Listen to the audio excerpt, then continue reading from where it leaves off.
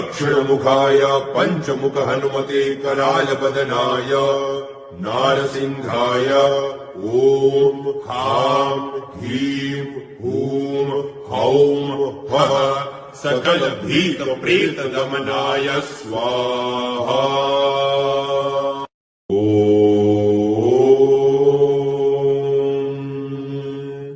दक्षिणमुखाय पंचमुख हनुमते करालबदनाय नारसिंहाय ओम खां ह्रीं हूं हौं फः सकल भीत प्रेत दमनाय स्वाहा।